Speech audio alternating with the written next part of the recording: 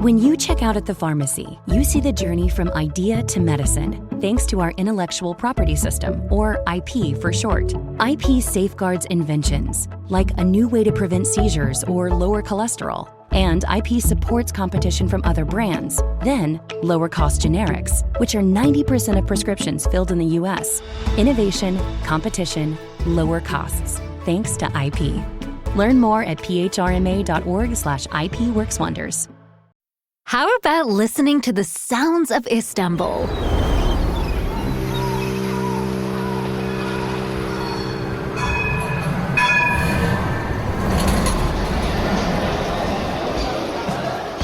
Beautiful, isn't it? But you can't discover the coolest city in the world just by listening. Check istanbul.goturkiye.com now and plan your Istanbul trip today.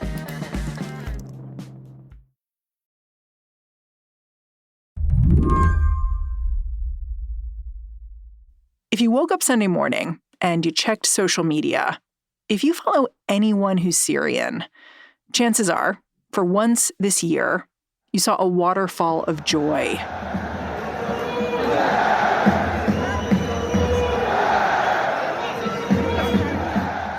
After more than a decade of civil war, Syrian rebels deposed the country's president, really its dictator. Statues of Bashar al-Assad got ripped down all across the country. As Syrian refugees gathered in places as far away as Hong Kong and London.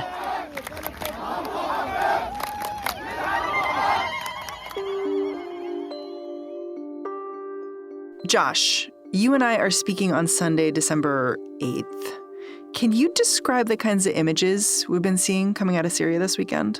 I mean, it's the kind of thing we haven't seen in over a decade. That's Josh Keating. He covers foreign policy at Vox.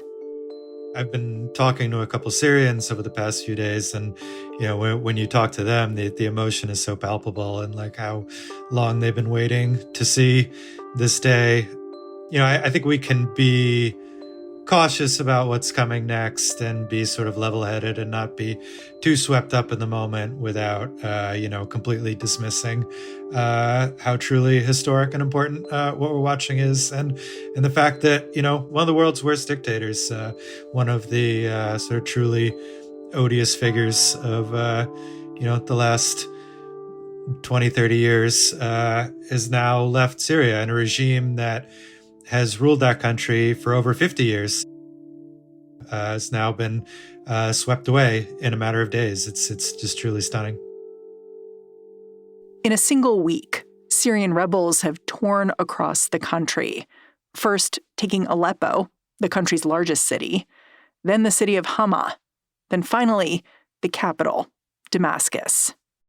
The idea that they would just storm down the highway and one city after another would fall, followed by Damascus, and that we would see, what seems to be the Syrian regime's military just taking off their uniforms and abandoning their posts. That was pretty unimaginable even a few days ago.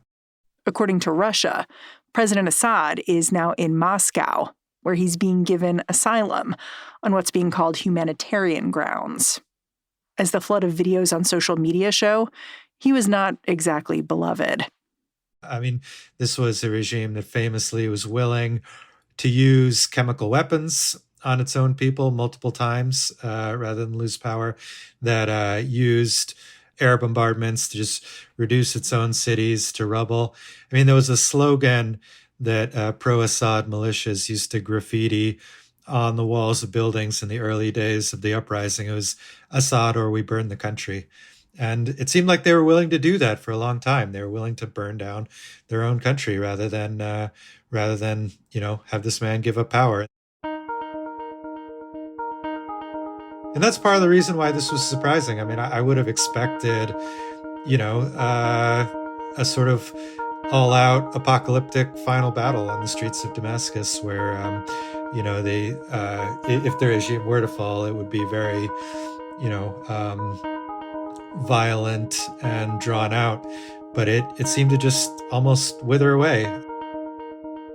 Today on the show, the fall of Assad and the chance for a new future in Syria. I'm Mary Harris. You're listening to What Next? Stick around.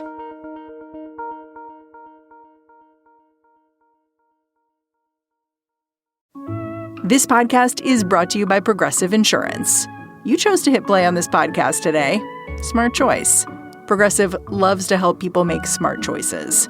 That's why they offer a tool called Auto Quote Explorer that allows you to compare your Progressive car insurance quote with rates from other companies. So you save time on the research and can enjoy savings when you choose the best rate for you. Give it a try after this episode at Progressive.com. Progressive Casualty Insurance Company and Affiliates.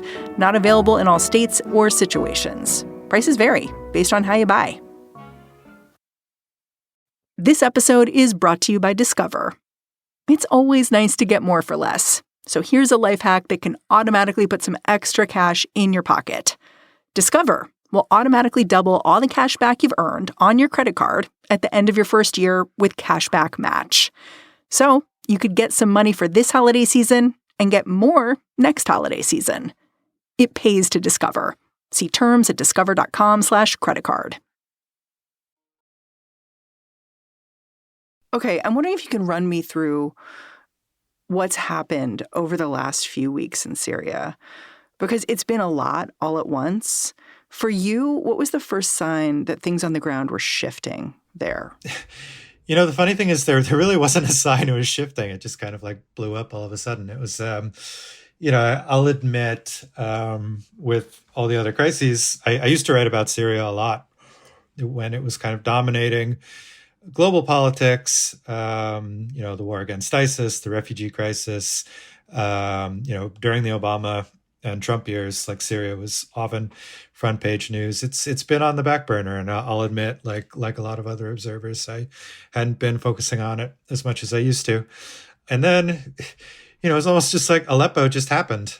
Yeah, and in Aleppo, the rebels, they captured the airport, the military academy. Yeah, November 29th and 30th, it all happened extremely quickly. It seemed at that point like, wow, this was something new, but it still seemed like there'd be some kind of ceasefire. Things would return to some sort of new status quo. But then, they took the city of Hama, the city of Homs, and they just kept moving down the road. And it seemed like they weren't facing that much resistance. I mean, there was fighting, but it wasn't massive battles. And it was clear that unlike in the past when this had happened, that Iran and Russia were not the cavalry wasn't coming to bail Assad out.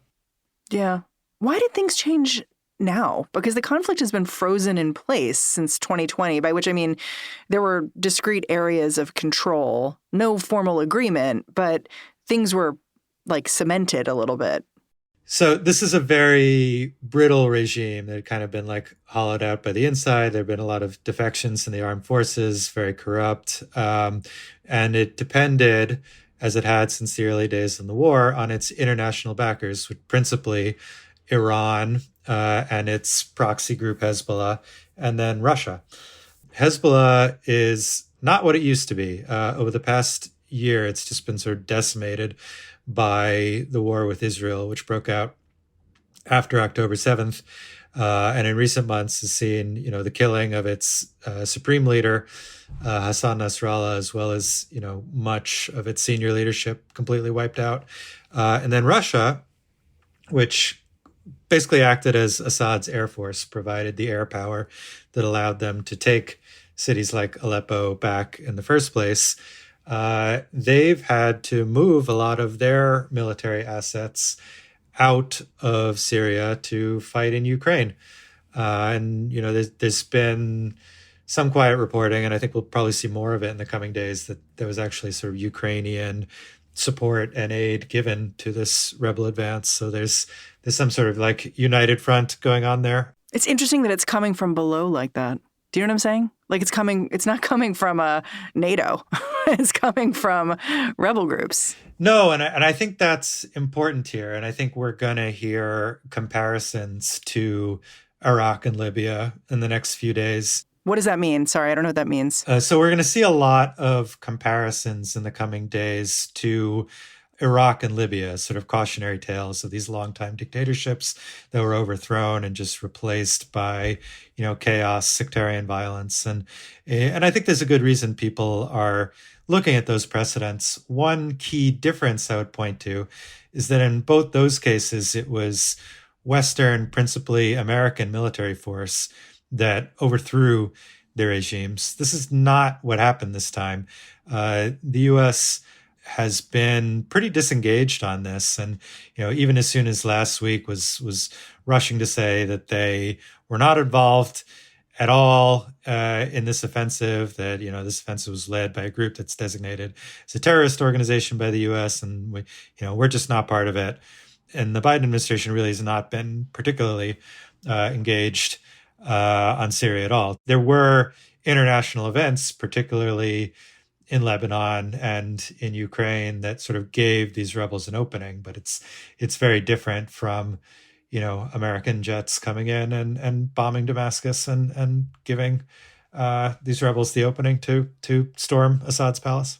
Well, if anything, the international community was sort of beginning to tiptoe back to welcoming Assad into its world again, right? So it's this really interesting contrast. For sure. I think most of the world had taken the view that this war was over. A number of Arab countries, including the United Arab Emirates and Saudi Arabia, that had previously backed the rebels against Assad, had started sort of welcoming him back, inviting him to, Arab League summit meetings. I think he was back in the family of nations in a way that they'd been totally exiled from. And the U.S. sort of gave its tacit support for this. So we've been talking about rebel forces sort of moving through Syria into Damascus, but I want to focus on what we mean when we say rebel forces, because my understanding is that what started off with a pro-democratic uprising in the streets back in 2011 is really different now. Like the forces who are fighting the government look different. They have different philosophies than maybe those university students who were peacefully protesting. This has always been a kind of dilemma for international backers of the Syrian uprisings, that we don't like Assad, we'd like it for him to be gone.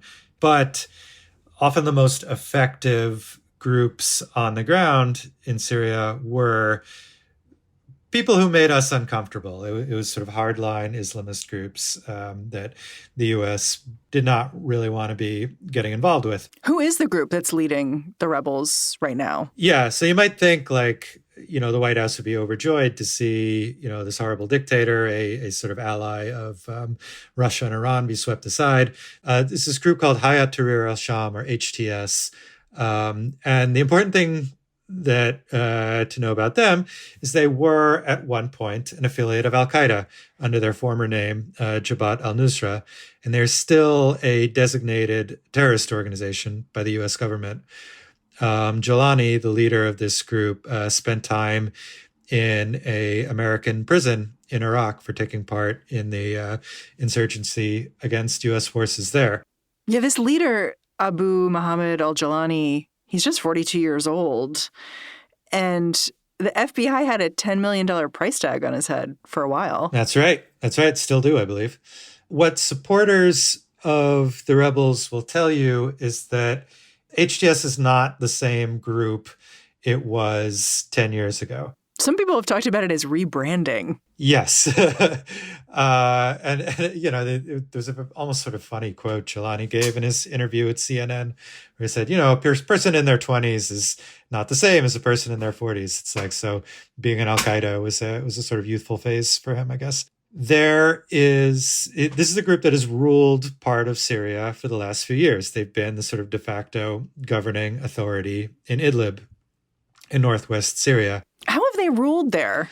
Yeah, so I mean, these aren't liberal Democrats. This is sort of hardline Islamist organization with sort of very conservative values. But from all accounts, they've, for instance, accepted the help of foreign NGOs running medical facilities there and haven't really hassled them. Religious minorities have had some degree of freedom to, churches operate. Last Sunday in Aleppo, church services were held. So this looks different than, say, the Taliban in Afghanistan. Yes. And they've said the right things since taking out. They've sort of made conciliatory statements towards the Kurds, said they want to work together with Kurdish forces to rid the country of what's left of ISIS. You can be cynical about this, and I understand why people are. Like it's this may be just sort of smart politics for them to talk this way, and it's helped them sort of gain the support of these other groups. Maybe they're just going to come into power and start cracking down on religious minorities, start killing former supporters of the regime. Maybe this will sort of look more like the Taliban. But if we only go by what we've seen so far and the statements they've made, this does appear to be something a little different than what you might expect from a formerly al-Qaeda affiliated regime on the U.S. terror watch list. We'll be right back after a quick break.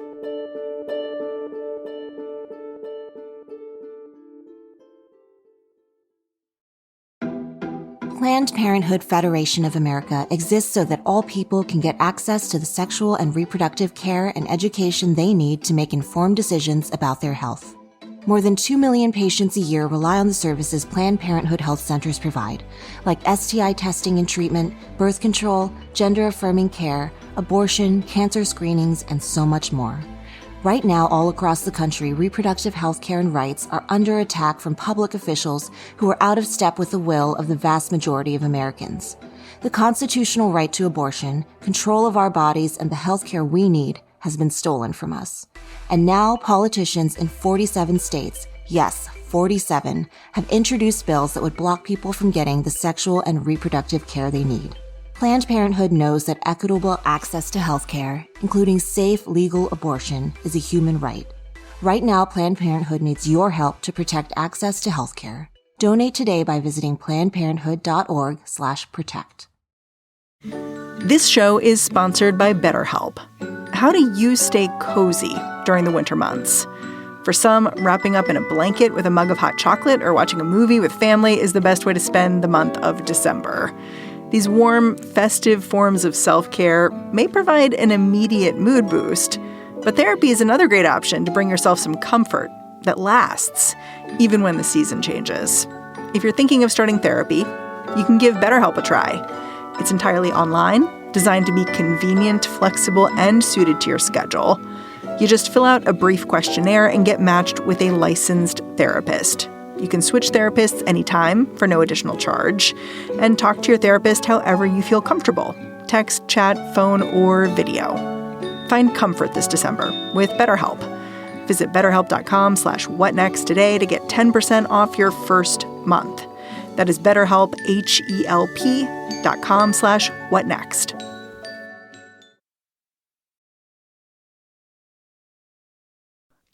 When you wrote about the conflict in Syria last week, you were sure to note that even though the rebels were surging at the time, Syria's allies, Iran and Russia, were unlikely to completely abandon the Assad regime. But it looks like that's what's happened here. I guess I wonder when we're going to know more about what Russia and Iran's next moves are here. I'm not sure they'll just completely throw up their hands and walk away. Yeah, well, that was a take that did not age very well. Didn't age well. As often happens when you're writing on quickly unfolding events. Look, Russia has an important naval base in Syria. That's one of the big reasons they've been so anxious to protect Assad all these years. And, so what happens to that in the coming days is a big question. There have been reports of them moving some personnel out of there. They're probably going to want to try to reach out to the new rulers of Syria, whoever those turn out to be, and see if they can preserve that base. That might be a pretty tough conversation after all that's happened over the last 13 years. Yeah, it might make sense to lay out just why Syria is so strategically important to both Iran and Russia. Syria is very large, at one point, very prosperous country in a sort of strategic location on the Mediterranean between Turkey and Israel. This base in Syria is sort of Tartus naval base is sort of really important for Russia to sort of projecting power throughout the sort of Mediterranean. And, so when Russia like intervened in Libya a few years ago, for example, that was made possible by the fact that they have this base in Syria. So to the degree that Russia has ambitions to be a global power, having this sort of presence in the Middle East is an important part of that. And for, Iran also has sort of spent years building up this sort of network of proxies throughout the region to advance its interests. And, I don't think you can overstate how important this was for Iran and what a blow this is to their regional ambitions. Syria was a pathway for weapons for Iran, right? Yeah, it was a pathway for weapons, and it sort of provided, that Hezbollah would move sort of back and forth between Lebanon and Syria, and now that sort of asset may have disappeared for them. It's notable that the rebels who have toppled the Assad regime are Sunni, right? Because Iran is primarily made up of Shia Muslims. Yeah. What does that mean for the future of the region? Yeah, well, Assad was not a Shiite himself. He belonged to a sect called the Alawites, but was, sort of closer to, the Shiite-led axis. And it definitely, it's not always as neat as people portray it as, the sort of sectarian divide in the Middle East, but Iran has clearly cultivated this network of both sort of Shiite or at least sort of non-Sunni allies throughout the region, and that's just taken a blow. I mean, it would be nice to see them sort of avoid narrow sectarianism and sort of build a Syria that sort of respects the rights and provides some measure of representation for all of the groups in a very diverse country, which includes Sunnis, Shiites, Alawites, Christians, Kurds, and sort of break the mold on just sort of the narrow sectarian way of, looking at Middle Eastern politics. And the statements Jilani has made in recent days, there's even one that included the phrase "diversity is our strength," which is almost a kind of hilarious thing to hear from a former Al-Qaeda affiliate. But from Nancy Pelosi's mouth to an Al-Qaeda leader. yeah, like don't tell Pete Hegseth. It's very understandable that people have low expectations that Syria is going to be some kind of federalist, fully representative, multicultural democracy. But hopefully we'll see at least some moves toward that direction and a sort of break out of this narrow sectarian cycle that we've seen in the region in the last few years. Where does the last week or two leave the United States? Because the United States has had this complicated relationship with Syria. At the beginning of Syria's civil war, the U.S. was providing weapons and training rebels. Do you expect to see the U.S. reassert itself in this country? I mean, obviously, we're about to see Donald Trump take office, and he's always wanted to stay out of foreign conflict. I just don't know where this leaves us, frankly. Donald Trump did put out a statement yesterday on his Truth Social platform and basically said the U.S. should stay out, should not get involved. I'm not sure, the Biden administration wouldn't use those words. It'll say things like, we'll remain deeply engaged with all stakeholders and closely monitoring the events. But, it's functionally, there's not all that much difference. But yeah, I mean, it's clear the U.S. is sort of not driving these events on the ground in Syria. But even if the U.S. wasn't directly supporting the rebels, there's almost been some indirect support in the last few days. We saw U.S. A-10 warplanes attacking Iranian-backed militias in Syria that were presumably there to be fighting on behalf of the regime. And the Pentagon was very quick to say they weren't doing this to support the rebels. They're in an ongoing conflict with these groups who have also attacked U.S. personnel in the region. So the U.S. has a complicated, as you said, has a complicated view on this. I think the question going forward is what happens to these hundreds of U.S. troops who are based in the country, who Donald Trump wanted to pull out the last time. Last time he was convinced by military leaders that these troops were playing an important role as sort of a check on Iranian ambitions in the region. And so we ended up keeping them there. If he's listening to Pete Hegseth and Tulsi Gabbard, who knows what he's going to be thinking. If there's one thing that I feel like this last few weeks proves, it's how connected all the global conflicts we're seeing right now are. Because, Russian fighting in Ukraine and the decimation of Hezbollah in Lebanon led in part to what just happened in Syria so quickly. I wonder how you think the advance of rebels in Syria might shift other global conflicts. Yeah, for years, Syria was a driver of global events. The refugee crisis, the rise of ISIS. And so you could sort of look at Syria as sort of a driver of global politics. In the last few years, it's been almost sort of a receiver of them. It's events that were happening on the battlefields of Ukraine and in southern Lebanon were sort of gave these rebels an opening. Now, who knows? I do think it's going to have, this was clearly a kind of strategic blow to Russia.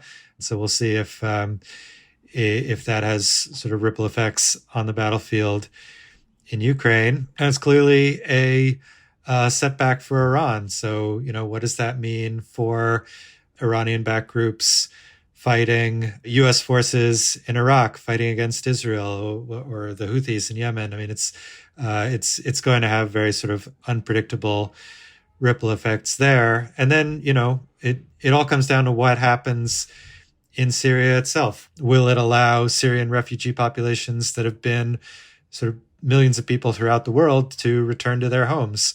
Or, what does it mean for ISIS? Will the new rulers of Syria and the sort of Kurdish forces in the northeast actually be able to work together to fight what's, the remnants of ISIS, which have lately looked like they're making a bit of a resurgence? Or will the sort of chaos just give ISIS the kind of opening it really thrives on to, take more territory and reassert itself? I mean, it's going to have major implications on a variety of fronts, and some of them very far from the battlefield in Syria.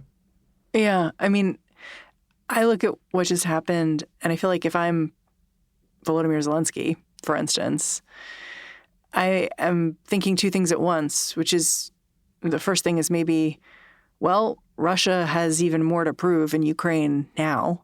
They may be less interested in backing down in any way because they've just been shooed out of Syria.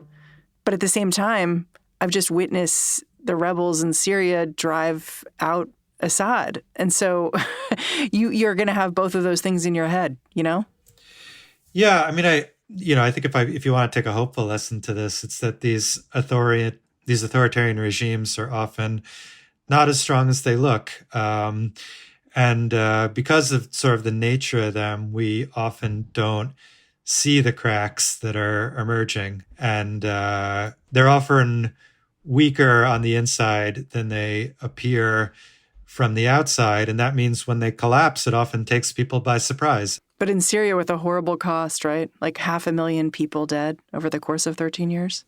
Absolutely horrible cost. But I guess the point I'm making is that it had appeared, and I would have told you a month ago that Assad had basically won, that the war was over.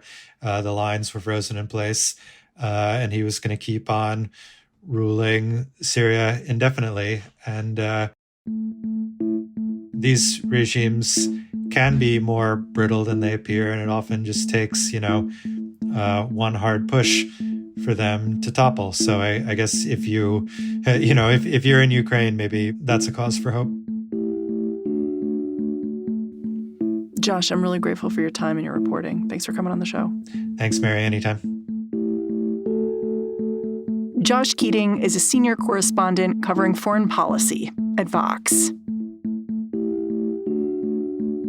And that's our show.